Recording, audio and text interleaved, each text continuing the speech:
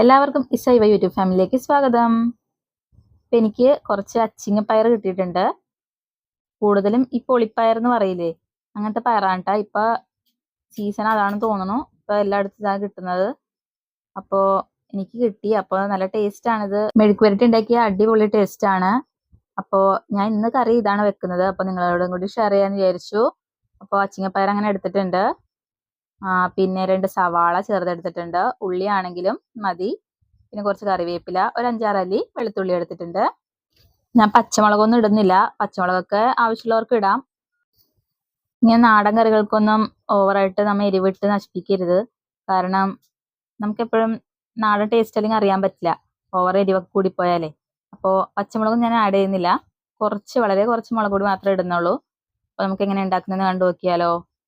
ഇത് പച്ചിങ്ങ ഞാൻ ഒടിച്ച് കുരുവും അച്ചിങ്ങയൊക്കെ ആയിട്ട് എടുത്തിട്ടുണ്ട്. അത് നല്ല കഴുകി വൃത്തിയാക്കി വെച്ചിരിക്കുന്നതാണ്. പിന്നെ സവാള, വെളുത്തുള്ളി എന്നിവ നമുക്ക് ഇതുപോലെ അരിഞ്ഞെടുക്കാം. ഇഷ്ടത്തിന് അരിഞ്ഞെടുക്കാം കേട്ടോ. അധികം സാധനങ്ങളൊന്നും വേണ്ട, പെട്ടെന്ന് തന്നെ നമുക്ക് ഉണ്ടാക്കിയെടുക്കാൻ പറ്റിയൊരു കറിയാണ്. കറി എന്നല്ല, മെഴുക്ക് പുരട്ടി. നല്ല അടിപൊളി ടേസ്റ്റാണ്. ഈ പയർ കിട്ടിയാൽ നിങ്ങൾ ഇതുപോലെ ഒന്ന് ചെയ്ത് നോക്കണം. സാധാ അച്ചിങ്ങയല്ല കേട്ടോ, ഇതുപോലെ കുരുവോടൊപ്പം കിട്ടിയാൽ നിങ്ങൾ ഒന്ന് ട്രൈ ചെയ്ത് നോക്കണം. അറിയാവുന്നവരുണ്ടാവും, അറിയാത്തവർക്ക് വേണ്ടിയിട്ടാണ് ഈ വീഡിയോ. ആദ്യം തന്നെ നമുക്ക് അടുപ്പ് വെച്ചിട്ട് ഒരു ചട്ടി വെക്കുക. ചട്ടി ചൂടായി കഴിയുമ്പോൾ പതിവ് പോലെ നമ്മൾ എന്ത് ഒഴിക്കും?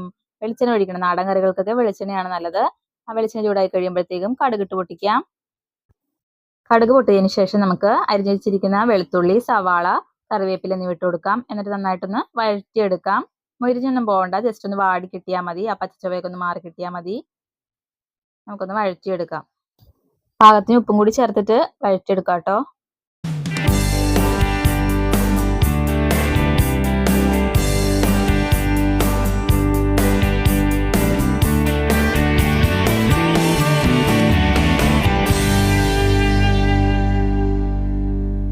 ഇപ്പോൾ സവാളയൊക്കെ നന്നായിട്ട് വാടി വന്നിട്ടുണ്ട്.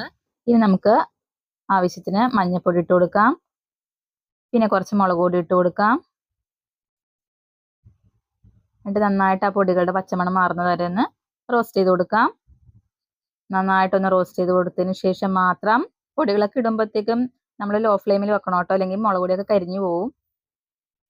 എന്നിട്ട് ഇനിയിപ്പോൾ പൊടികളുടെ ഒക്കെ പച്ചമണം മാറുമ്പോഴത്തേക്കും നമുക്ക് പയറിട്ട് കൊടുക്കാം.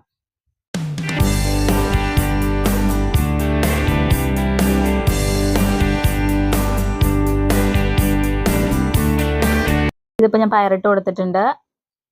ഇനി നന്നായിട്ട് മിക്സ് ചെയ്ത് കൊടുക്കുക. എന്നിട്ട് ഒരു മീഡിയം ഫ്ലെയിമിൽ അടച്ചു വെച്ച് വേവിക്കുക. ഒരു തരി വെള്ളം ഒഴിക്കേണ്ട. വെള്ളം ഒഴിച്ചാൽ ടേസ്റ്റൊക്കെ മാറിപ്പോവും. അടച്ചു വെച്ചു എന്ന് കരുതി ഇനി ഞാൻ തുറക്കാൻ വേണ്ടി കാത്തിരിക്കണ്ട. ഇടയ്ക്കിടയ്ക്ക് നമ്മൾ തുറന്നിട്ട് ഇളക്കി കൊടുക്കണം, ഇല്ലെങ്കിൽ പെട്ടെന്ന് അടുക്കി പിടിക്കും. അപ്പോൾ ഇടയ്ക്കിടയ്ക്ക് ഞാൻ ഇളക്കി കൊടുത്തായിരുന്നു. ഇത് അവസാനം ഞാൻ ഇതിപ്പോൾ തുറന്നതാണ്. ഇപ്പം എൻ്റെ അച്ചിങ്ങ വെന്തിട്ടുണ്ട്, പയറൊക്കെ വെന്തിട്ടുണ്ട്. നന്നായിട്ടൊന്ന് മിക്സ് ചെയ്ത് കൊടുക്കുക. വെന്തിട്ടില്ലെങ്കിൽ ഒന്നും കൂടി അടച്ചു വെച്ച് വേവിക്കുക. ഈ പയറിനൊക്കെ ചിലപ്പോൾ വേവ് കൂടുതലായിരിക്കും ചില സ്ഥലങ്ങളിൽ. അപ്പോൾ നോക്കിയിട്ട് വെന്തിട്ടില്ലെങ്കിൽ ഒന്നും കൂടി അടച്ചു വെച്ചിട്ട് വേവിക്കാന്നേ ഉള്ളൂ. ഒട്ടും വെള്ളം ഒഴിച്ചു കൊടുക്കേണ്ട ആവശ്യമില്ല. ഇതിപ്പോൾ കഞ്ഞിക്കും ചോറിനൊക്കെ പറ്റിയ നല്ല അടിപൊളി കോമ്പിനേഷനാണ്. നിങ്ങളൊന്ന് ട്രൈ ചെയ്ത് നോക്കണം. ഈ പയർ കിട്ടിയാൽ നല്ല മോര് കാച്ചിയതോ അല്ലെങ്കിൽ എന്തെങ്കിലും സാധാ കഞ്ഞിയുടെ ഒപ്പം ആണെങ്കിലും നല്ല അടിപൊളി കോമ്പിനേഷനാണ്. അപ്പോൾ കറി റെഡി ആയിട്ടുണ്ട്. ഈ വീഡിയോ ചിലർക്കെങ്കിലും ഉപകാരപ്പെട്ടെന്ന് വിചാരിക്കണു. ഇഷ്ടപ്പെട്ട് കഴിഞ്ഞാൽ ലൈക്ക് ചെയ്യുക, സപ്പോർട്ട് ചെയ്യുക. ഞാൻ ഫ്ലെയിം ഓഫ് ചെയ്യാണ്. കറി റെഡി ആയിട്ടുണ്ട്. അപ്പോൾ അത്രയേ ഉള്ളൂ.